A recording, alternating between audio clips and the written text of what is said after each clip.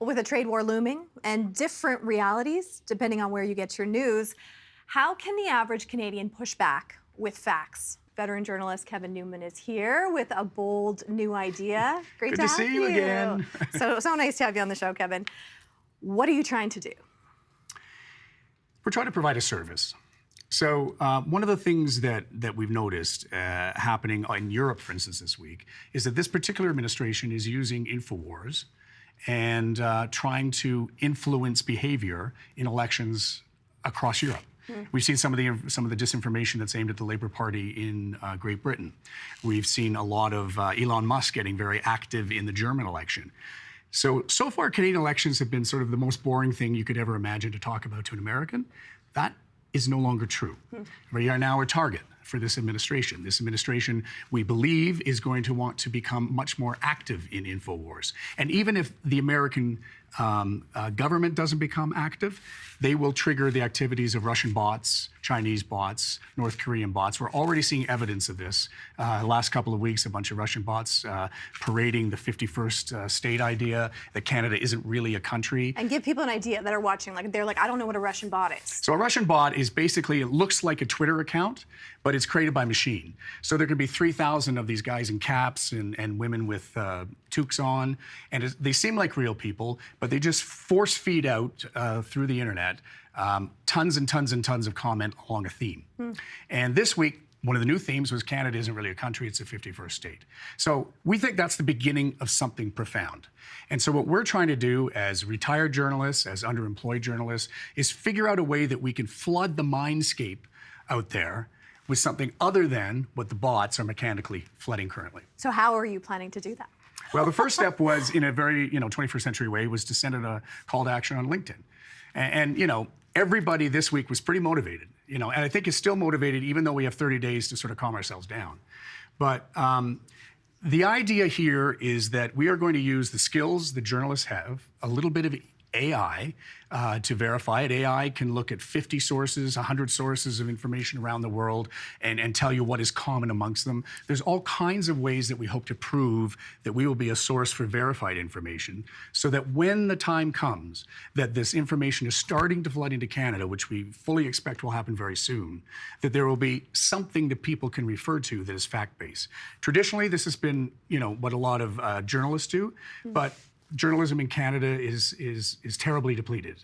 You and I both know that. And the other point is we're not terribly believed either.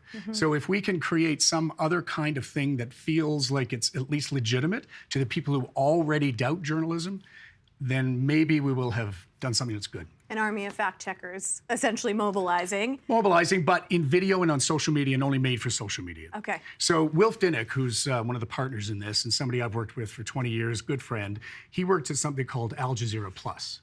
And AJ Plus was a totally social-based, fact-based reporting tool that ended up being born out of the Arab Spring and some of the things that are happening over there. Very popular around the world and became a really reliable source. So we're trying to think about the same thing here for the fight that's ahead for probably the sovereignty of our country. Kevin, you've worked in the U.S., you lived there for years. Have you ever seen anything like what we're facing right now? No, this is unprecedented. I listened to Evan's interview, and he's absolutely right. America used to be a great power, and now we have to think about it like a big power. It's throwing its elbows around now. And this is a big head adjustment for a lot of us. I lived in the United States and worked in the United States for ABC for 10 years. My kids were educated in the United States. And this 51st state thing really struck me because I looked at how they learned about Canada in their textbooks, in their public schools. And we really are the 51st state to a lot of Americans. I mean, I had to remind my American friends that you're crossing an international border, you might need a passport to get there. It never occurred to them. Never thought about that. Never thought about that. They didn't even think they needed to get a driver's license to cross the border, because the last time that they had to think about Canada was in public school, and we were basically the losers from the War of Independence who scurried up north and lived in the cold. And that's it. And that's it. And so this is pre-Trump times. People are already feeling this. Yes. I mean, they're benevolent towards us, right, but we're kind of, the independence losers. So when people say you should be proud to be the 51st state, That's the way that they're thinking. So what we have to do is we have to remind them that we're a real country. And part of what this initiative is not just for Canadians, but it's also to define that Canada is a sovereign nation and that we have things like borders and that we have things like Christmas. I mean, they even sometimes don't think we have Halloween. I mean, that's the level of not misinformation, but under-information in the United States about us. What is your biggest fear in this environment? That we give it up too easily. If you look at some of the polling that was done recently, and Angus Reid is a polling consultant that will be working alongside us as well, I think it was something like 40% of Canadians under the age of 34 are intrigued by the idea of a 51st state. They can't afford a house. They think, where do I want my kids to grow up with more opportunity? I'm not getting ahead. I could live in South Carolina if I wanted to. I could work in Florida if I wanted to. There's a lot of opportunity attached to that. And so the older you get, at my age, we just go, oh, never, never, never. Right. But we're done, right? Younger Canadians, I think, are kind of intrigued by the idea. Right, but it's different if they're getting different misinformation or, they're flooded with, right. If they're, with falsities. If they see, or even if they see something accurate, they say average tax rate in the United States, 32%, average tax rate in Canada, 54%. Right.